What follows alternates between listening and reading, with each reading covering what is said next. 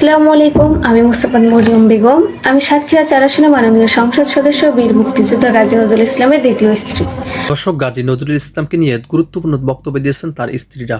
অবশ্যই ভিডিওটি সম্পূর্ণ দেখলে আপনি বুঝতে পারবেন তারা কি বলেছেন। সম্প্রতি আমার স্বামী সাতক্ষীরা 4 আসনের সংসদ সদস্য গাজী নজরুল ইসলামকে নিয়ে সামাজিক মাধ্যমে যে ভিডিও ও বিভ্রান্তিকর প্রচারণা চালানো হচ্ছে সে বিষয়ে আমি দেশবাসীর সামনে প্রকৃত ঘটনা সংক্ষেপে তুলে ধরতে চাই।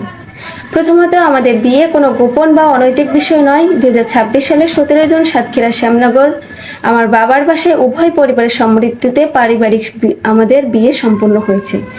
এ সময় আমার স্বামীর প্রথম স্ত্রীও উপস্থিত ছিলেন।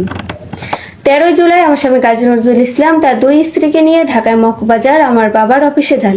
এটি ছিল সম্পূর্ণ পারিবারিক একটি সফর। সেখানে পরিকল্পিতভাবে একটি অনাকাঙ্ক্ষিত পরিস্থিতি তৈরি করা হয় এবং পরে আমাদের স্বামী স্ত্রীর ব্যক্তিগত ভিডিও ছড়িয়ে আমাদেরকে হেনস্থা ও মানহানি করা হয়।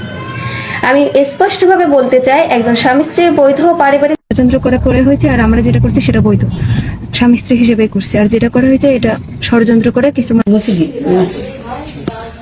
আসসালামু আলাইকুম। আমি মাকসুদা ইসলাম, আমার স্বামী গাজী নজরুল ইসলাম শহীদ মরিয়মের সাথে বিবাহ হয়েছে, এটা নিয়ে যারা কুৎসলতা তীব্র প্রতিবাদ জানাই। এর থেকে বিরত না থাকলে আমি আইনগত ব্যবস্থা নিতে বাধ্য হব।